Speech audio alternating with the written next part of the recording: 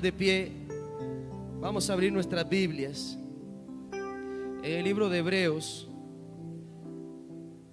en el capítulo 8. Hebreos capítulo 8, verso 6.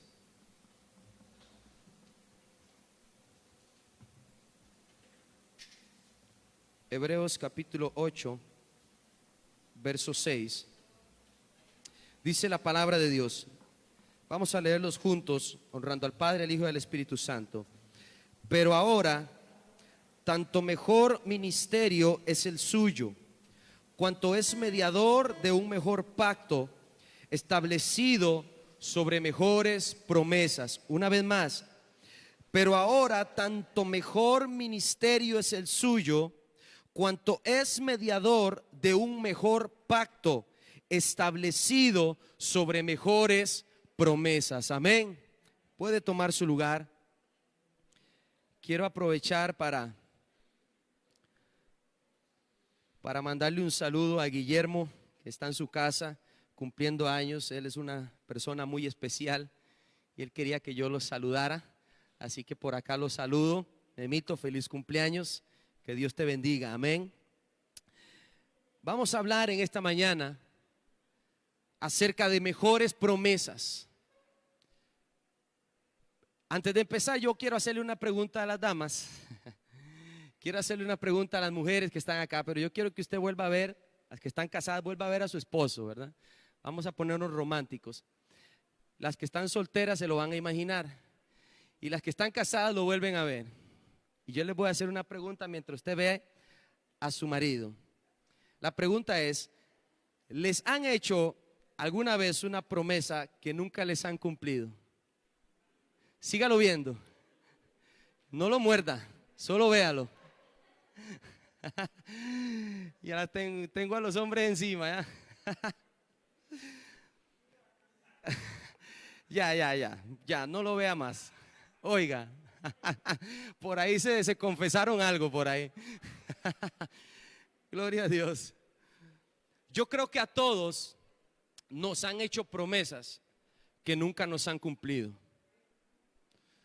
Todos hemos sido, digamos, por decirlo así, víctimas de alguna promesa que alguien nos dijo y no la cumplió.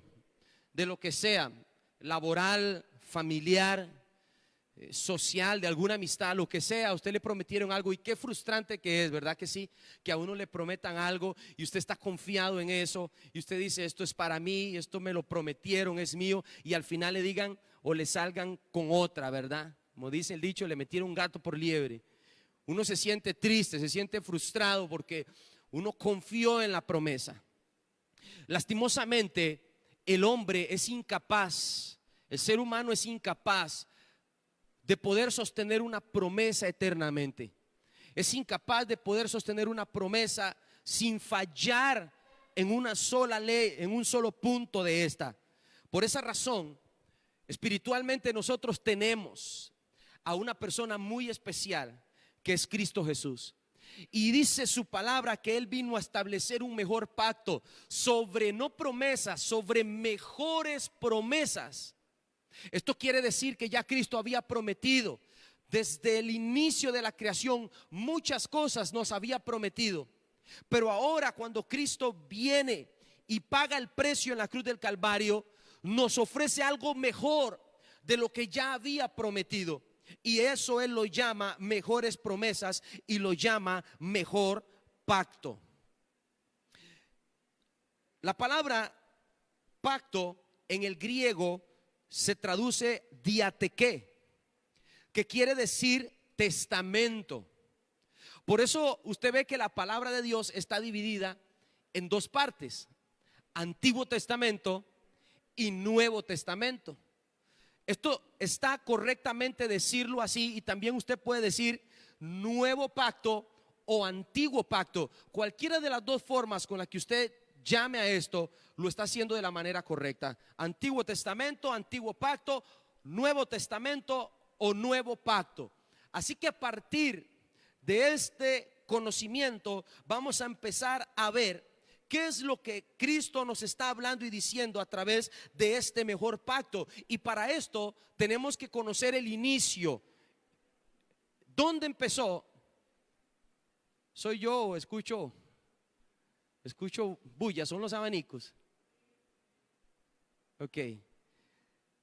Dice la palabra ahí en Hebreos, en el capítulo 9, en el verso 18 y 19, nos va a decir cuándo inició el antiguo pacto.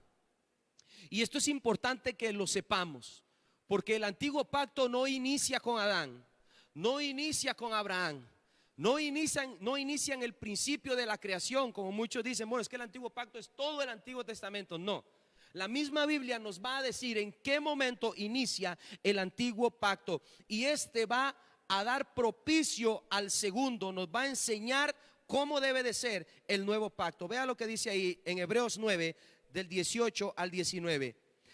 De donde ni aún el primer pacto fue instituido sin sangre. Aquí nos da la primera característica del primer pacto: lo instituyeron con sangre.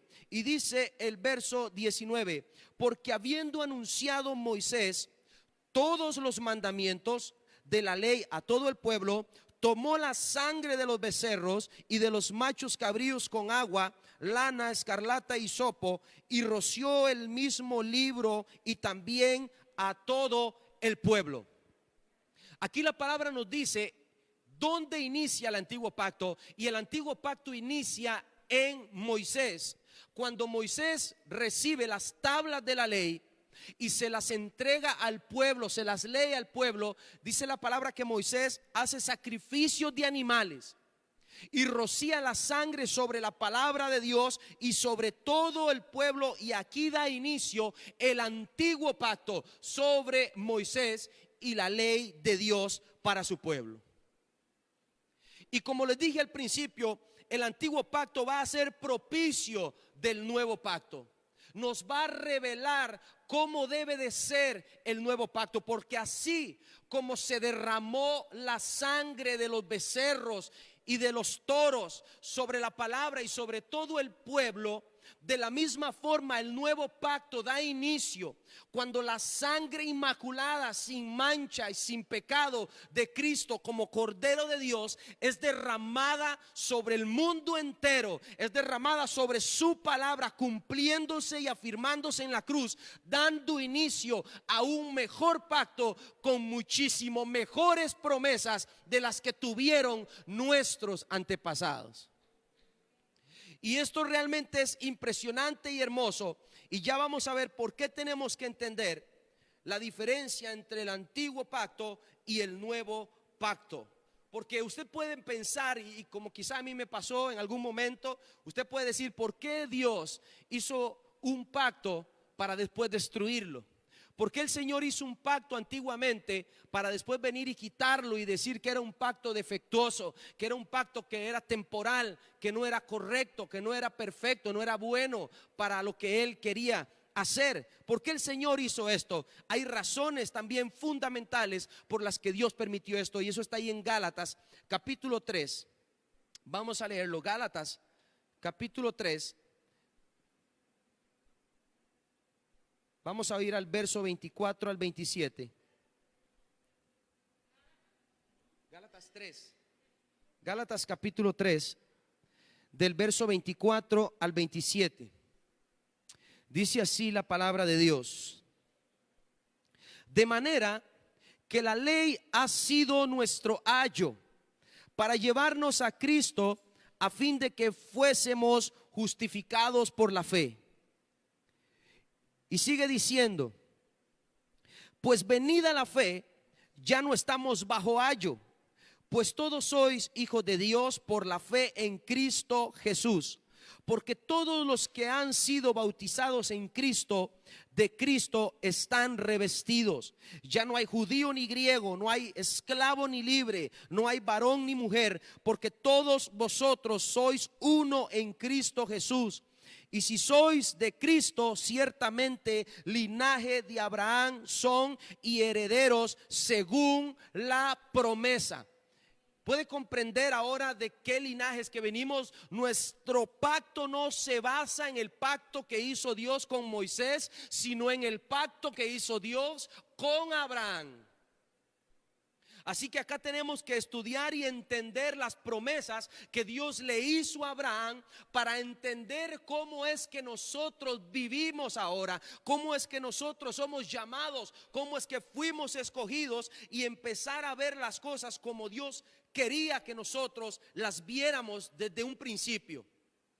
Le voy a explicar más objetivamente. Le pedí a Yami que me ayudara y me va a volver a ayudar para que usted vea lo que hizo la ley. ¿Y por qué Dios permitió que la ley existiera para después quitarla? Yo soy la ley, ¿verdad?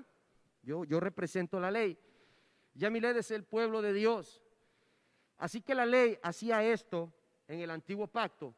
Tomaba a las personas, les decía qué hacer y los llevó durante todo el tiempo de exilio, de babilónico, de los imperios, y los trajo hasta Cristo. Yo lo comparo como cuando la mamá lleva al chiquito a la escuela, ¿verdad? Por primera vez. La llorada que se pega, la moqueada que se pega, tanto la mamá como el chiquitín. Porque es una separación ahí que dicen, ¿cómo? Y si es una de llantos, ¿verdad? Cada inicio lectivo. Lo mismo pasó en ese momento, hubo un corte de ombligo ahí. La ley vino y entregó al pueblo a Cristo, a la gracia, y la ley hace esto. La ley desaparece, la ley se quita y entrega lo que cuidó durante todo el tiempo que Dios la dejó precisamente para eso, para cuidarnos, para llevarnos y para mostrarnos a Cristo. Ahora usted puede comprender qué importante que es la ley. Bueno, qué importante que fue, porque ya no está más. Qué importante que fue el tiempo de la ley, porque si no hubiera habido tiempo de la ley, no hubiéramos conocido a Cristo. No se hubieran establecido las promesas, ojo, no las mejores promesas, las promesas de que vendría un Salvador, de que vendría un Redentor, de que seríamos llamado pueblo suyo, de que seríamos linaje escogido, de que seríamos real sacerdocio, nación santa y pueblo adquirido por Dios. Esas fueron las promesas. Fueron, porque ahora son en usted y en mí. Se han hecho realidad a través del derramamiento de la sangre de Cristo Jesús en el Calvario. Y hoy son tan efectivas que podemos decir a ciencia cierta, estamos revestidos, como dice Gálatas, de Cristo. Y en Cristo nos bautizamos. Y por eso es que la gente puede ver la vida de Cristo en nosotros, porque hemos sido bautizados en el Evangelio y hemos creído en Jesucristo. Mucha gente no cree al nuevo pacto, sobre todo los judíos. Ellos no creen al nuevo pacto, lo desechan. Ellos desechan a Jesucristo. Y si usted desecha la muerte de Cristo, está desechando absolutamente todo lo que el Nuevo Testamento tiene para usted. Y cuando usted dice, hermano, entonces no tengo que leer el Antiguo Testamento. No, usted al leer el Antiguo Testamento se va a dar cuenta de todo, cómo Dios lo tenía tan perfectamente planeado, cómo construyó todo, cómo instituyó todas las cosas, cómo Él las formó, cómo se perfeccionó entre los tiempos, cómo guardó a su pueblo a pesar de que no en todos estaba la presencia de Dios, con la disposición de un profeta, con la disposición de un sacerdote. Dios guardaba a todo su pueblo. Ahora la unión de todo un pueblo de Cristo lleno del Espíritu Santo, cuánto más guardará el Señor a sus hijos si todos portamos la esencia del Padre en nuestro corazón. Y esto es lo rico de esta promesa, porque lo primero que Dios promete, la mejor promesa que Él promete es que sus leyes las pondrá en nuestro corazón y en nuestra mente. Eso está ahí en el verso 10 del capítulo 8 de Hebreos.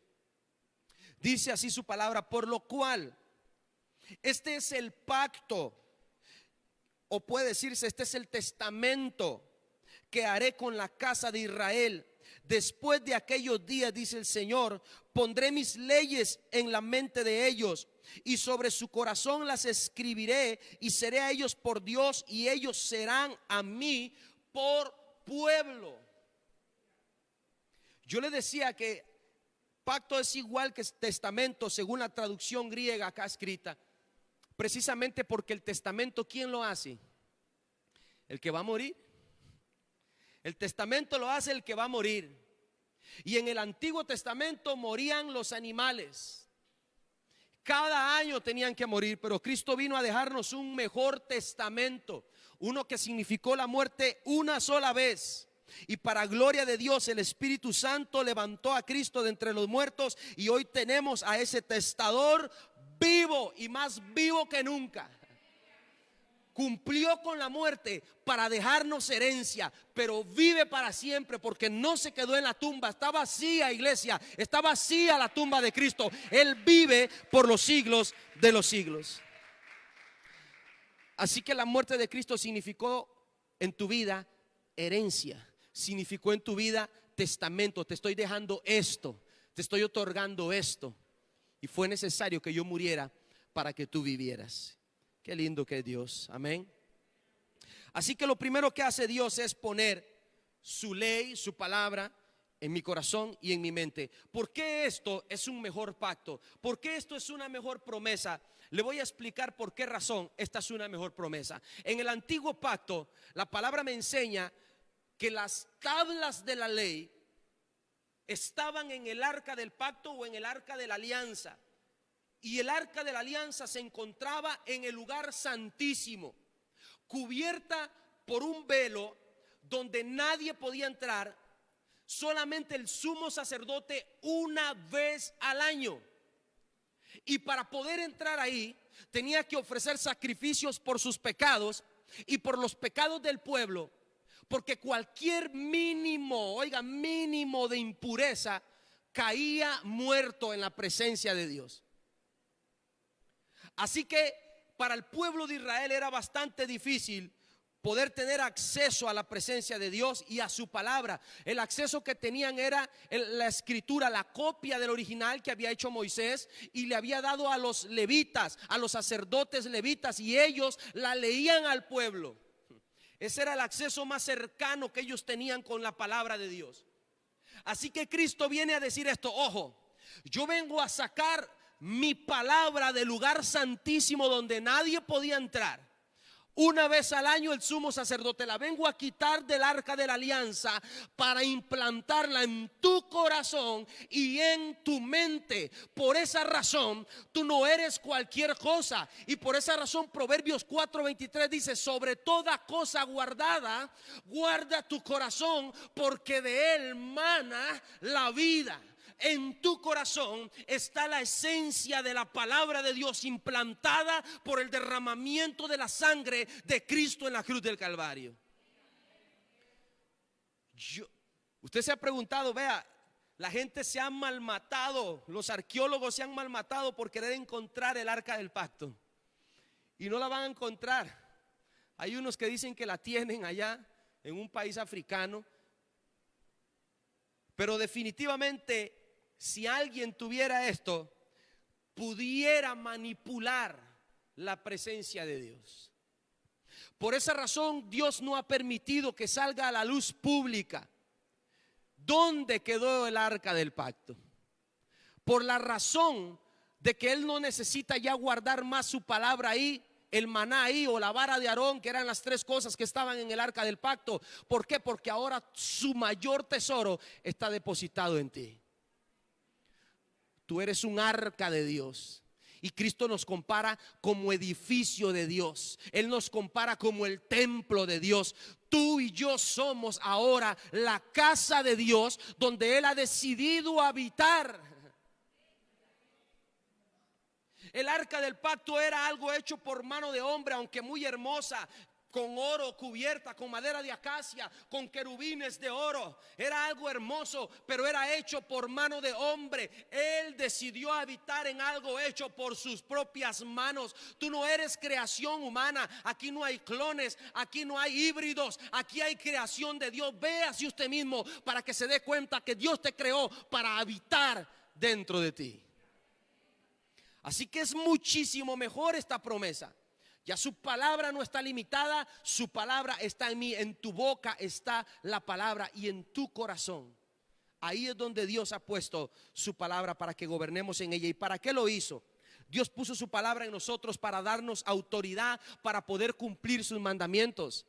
Cuando el antiguo pacto le ofrecía al pueblo la ley, le daba la ordenanza, le daba el mandamiento, pero no le daba la capacidad ni la autoridad para poder guardar la ley. Nadie pudo guardar la ley y el escritor de Hebreos lo declara y dice que Dios se desentendió del pueblo de Israel porque no pudieron guardar sus mandamientos. Nadie por la ley, nadie por sus propias fuerzas puede guardar los mandamientos de Dios. Sin embargo, en Ezequiel capítulo 11 hay una profecía donde nos dice que Dios nos iba a dar autoridad a través de poner su palabra en nuestros corazones. Ezequiel capítulo 11, verso 19 al 20.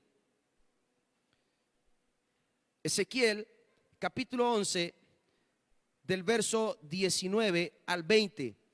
Oiga la profecía, dice así: les daré un corazón y un espíritu nuevo. Pondré dentro de ellos y quitaré el corazón de piedra de en medio de su carne y les daré un corazón de carne para que anden en mis ordenanzas y guarden mis decretos y los cumplan y me sean por pueblo y yo sea a ellos por Dios. La razón por la cual Dios transforma mi corazón de piedra y lo compara así con un corazón de piedra, porque la ley fue escrita en piedra sobre algo duro, sobre algo no blando. Él viene a quitar ese tiempo de la ley y a darnos un corazón de carne, un corazón sensible a la voz de Dios, para darnos autoridad, no solo para guardar su palabra, sino para poder cumplirla. Tú tienes la autoridad para cumplir la palabra de Dios. Hermano, es que yo no puedo orar, no puedo santificarme, no puedo esto, no puedo lo otro. Tú tienes la autoridad para poder cumplir los mandamientos de Cristo, porque no te ha dado Dios un espíritu de cobardía, sino un espíritu de poder, de amor y de dominio propio. Yo tengo el poder por el Espíritu Santo de hacer cumplir la palabra de Dios en mi corazón. ¿Cuánto lo creen? Gloria a su nombre. La segunda mejor promesa sería que Dios tiene un trato personal con cada persona. Dios tiene un trato personal con cada persona. Y eso está ahí en el verso 11. Ninguno enseñará a su prójimo, ni ninguno a su hermano, diciendo: conoce al Señor, porque todos me conocerán, desde el menor hasta el mayor de ellos. Porque, hasta ahí lo vamos a dejar, todos me conocerán desde el menor hasta el mayor de ellos. Dios promete esta mejor promesa de que nadie tiene que enseñarle a otro acerca de conocer a Dios. Esto no se trata de la palabra, no se trata de exponer la palabra, de decir es que nadie nos tiene que enseñar, nadie nos tiene que predicar, o no tienen que haber pastores o maestros. Está hablando de intimidad. Ya nadie tiene que tener intimidad por mí, yo lo puedo hacer por mi propia cuenta para con Dios. Nadie tiene que decirle a la hermana, usted tiene que conocer a Dios porque Dios es así, de esta forma. Ella puede conocerlo. Ella puede estar en su casa, en su hogar, y conocer a Dios cara a cara, como a un espejo, como a un reflejo, de gloria en gloria. Dice 2 de Corintios capítulo 3, vamos viéndonos como al espejo, cara a cara, viendo la gloria de Dios. Vea lo que dice ahí en 2 de Corintios, vamos a leerlo. 2 de Corintios, en el capítulo 3,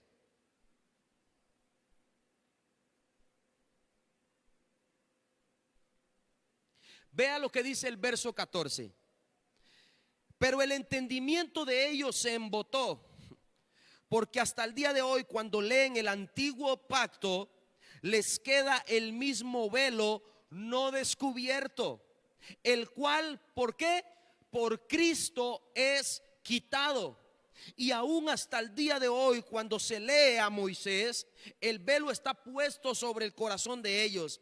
Pero cuando se conviertan al Señor, el velo se les quitará. Porque el Señor es el Espíritu, y donde está el Espíritu del Señor, allí hay libertad. Dios ha venido a libertarte, y cada vez que alguien vuelve a la ley, cada vez que alguien quiere cumplir la ley, cada vez que alguien quiere vivir bajo el antiguo pacto, lo único que hace es ponerse un velo enfrente de sí que le va a imposibilitar ver al Cristo resucitado. Cada vez que usted quiera vivir por la ley, ser un legalista, ser una persona que añada sacrificios al sacrificio de Cristo, ser una persona que quiera vivir haciendo y cumpliendo mandamientos de las obras que Dios le mandó a Moisés y al pueblo, usted se pone un velo de frente y no puede ver nunca más la gracia de Jesucristo. Ya no hay tanto amén. ¿Sabe por qué? Porque hay mucha gente que dice, no, es que hay cositas del antiguo pacto que hay que guardar. La santidad a Jehová. Entre más arriba la corbata y me apriete más, más santo me veo. Hay gente que así ve las cosas.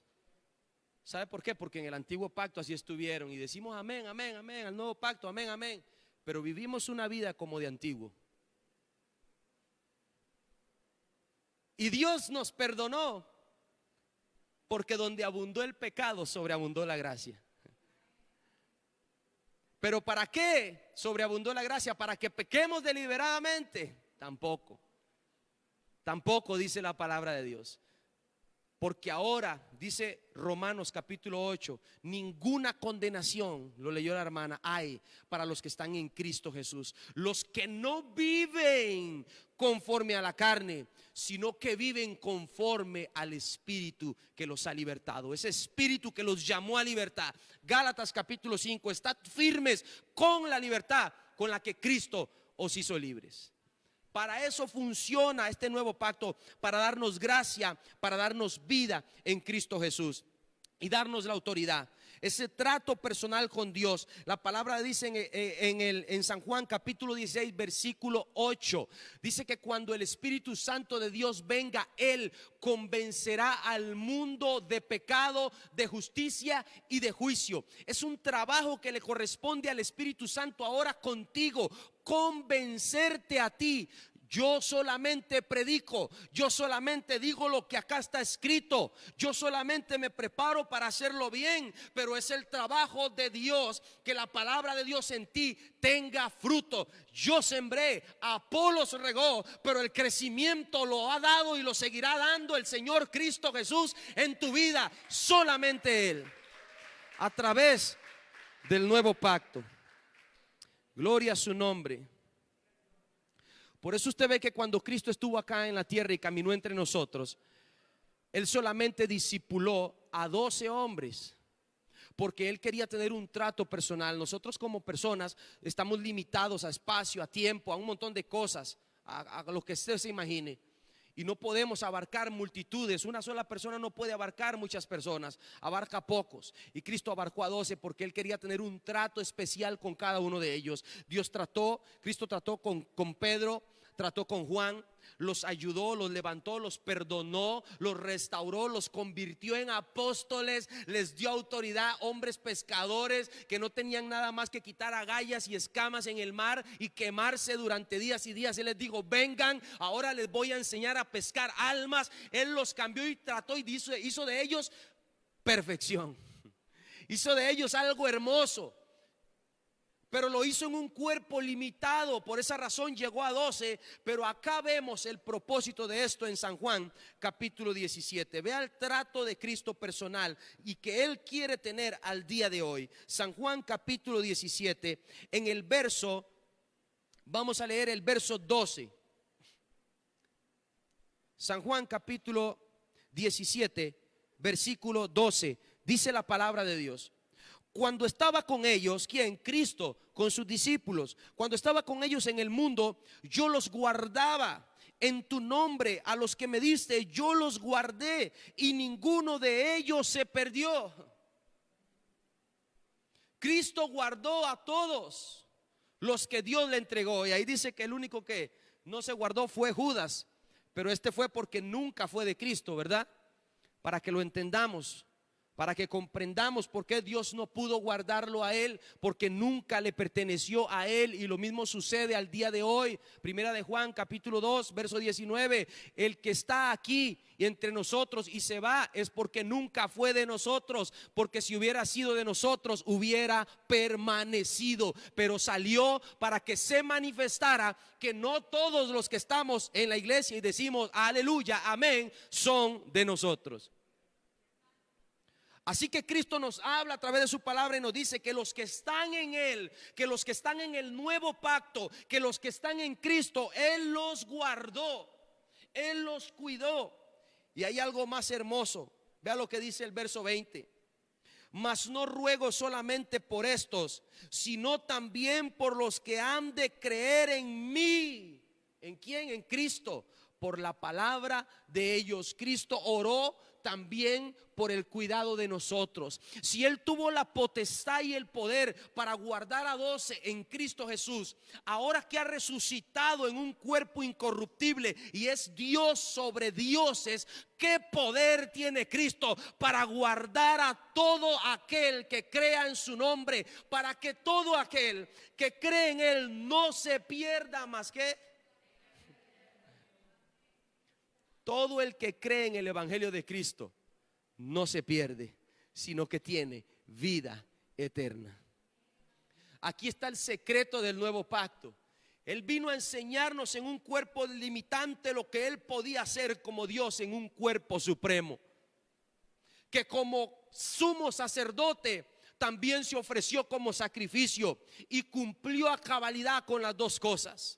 Primero fue sacrificio y su sacrificio lo llevó a la presencia de Dios y ahí se convirtió en sumo sacerdote. Al entrar a la misma presencia de Dios y presentarse como sacrificio también y decir: yo morí por los pecados de Alan, yo morí por los pecados de Fernando, mi sangre que perdura para siempre, no como la del macho cabrío, no como la del becerro, es la que borra los pecados de ellos para darles salvación. Su eterno sacrificio sigue vivo al día de hoy. ¿Cuántos creen eso? Segunda de Corintios capítulo 3. No, perdón, ya se lo habíamos leído. Ya lo habíamos leído, ¿verdad que sí? Gracias, hermana. La tercera promesa es la siguiente. Dios promete nunca más acordarse de mis pecados. Esa es la tercera promesa. La primera es que Dios implanta su ley en mi corazón y en mi mente. La segunda es que tiene un trato personal directo conmigo. No necesito intermediarios, no necesito sacerdote, no necesito pastor. Dios trata conmigo. Lo que estamos aquí es para hacer el trabajo de la edificación del cuerpo de Cristo, pero el trato de Dios ahora es directo con la iglesia. Él trata directamente con cada uno de nosotros. Ahora Él promete, lo tercero es, promete nunca más acordarse de mis pecados. Verso 12 del capítulo 8 de Hebreos. Porque seré propicio a sus injusticias y nunca más me acordaré de sus pecados y de sus iniquidades. Al decir nuevo pacto o nuevo testamento, he dado por viejo el primero, y lo que se da por viejo se envejece y está próximo a desaparecer. Cristo promete perdonar todos mis pecados. ¿Sabe por qué esta promesa es mucho mejor? Porque habían pecados en el antiguo pacto que al hombre no le eran perdonados. Por más que ellos quisieran, no les eran perdonados. Por más que se arrepintieran, la ira de Dios venía y los exterminaba. Vea usted cuando David transportó el arca del pacto. Un guerrero sencillo, humilde, vio que el arca se estaba cayendo, que los que la cargaban no la podían sostener, y él dijo: yo voy a ayudar. Qué lindo, ¿verdad? Se está cayendo el púlpito, yo voy a ayudar. Qué buena acción. Al tocar el arca del pacto, cayó muerto.